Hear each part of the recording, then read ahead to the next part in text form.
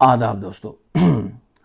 अपनी गुज़श्ता वीडियो में हमने लिटरेचर के ऊपर बात की, हिस्ट्री ऑफ लिटरेचर के ऊपर बात की, फंक्शन ऑफ लिटरेचर के ऊपर बात की। आइए आज हम हिस्ट्री ऑफ इंग्लिश लिटरेचर को कुछ सीखते हैं।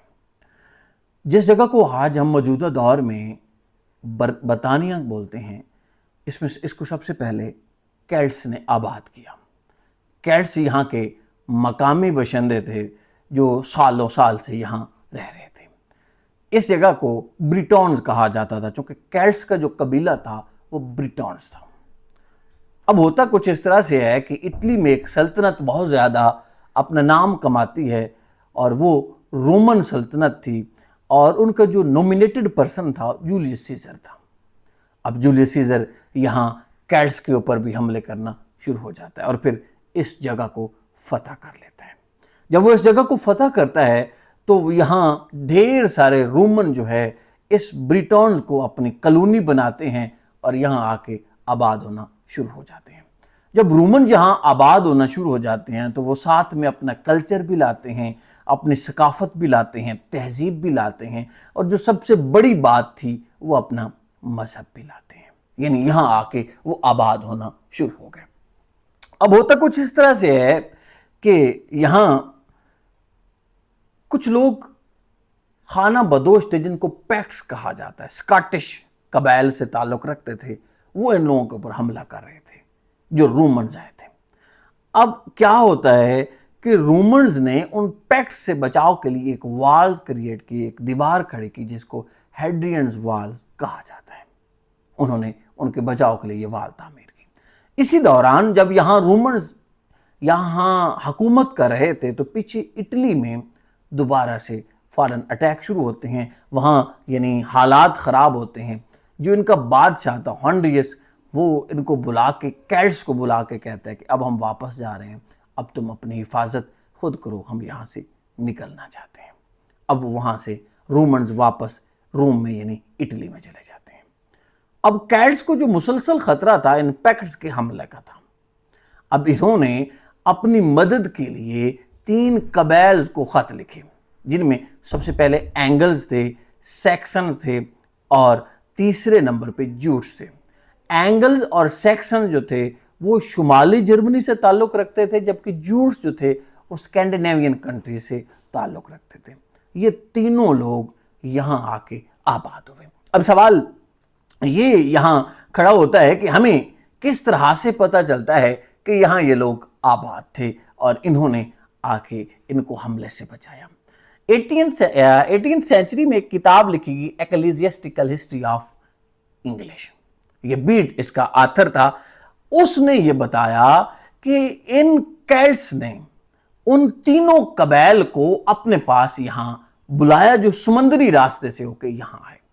कुछ अरसा तक यहाँ ये तीनों कबाइल आबाद रहे और फिर जूट्स जो थे वो वापस अपने मुल्क चले गए। यानी एंगल्स और सैक्सन यहाँ रहना शुरू हो गए।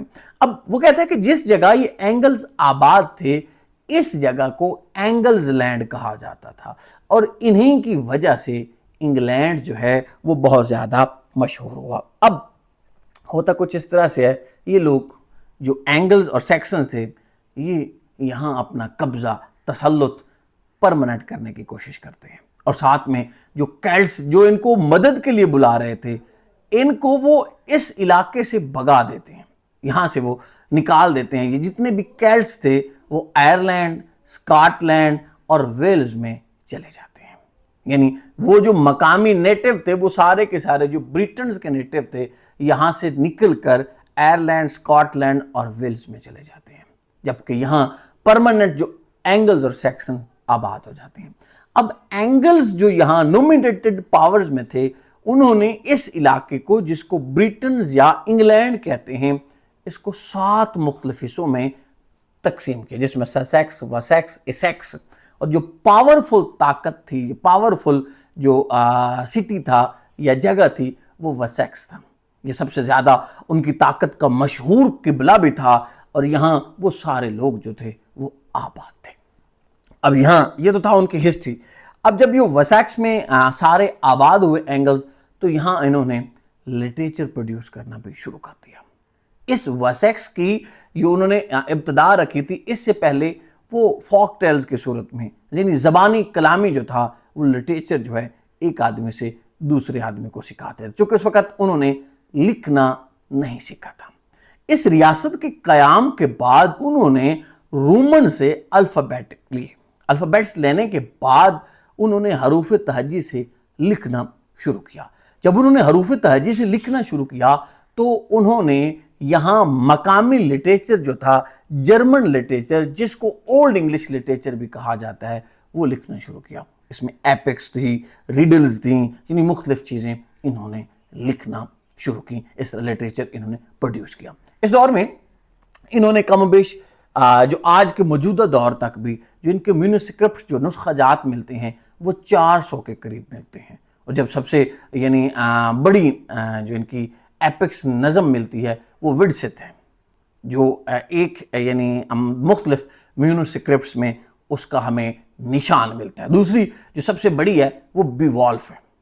بیوالف کے بارے میں یہ کہا جاتا ہے کہ یہ کم و بیش 3182 لائنز کے اوپر ایک نظم ہے جس کو انگلینڈ کی موجودہ دور میں بھی نیشنل پوئمز کہا جاتا ہے۔ یہ ایک ایپک پوئم ہے اور یہ 3182 لائنز کے اوپر مشتمل ہے۔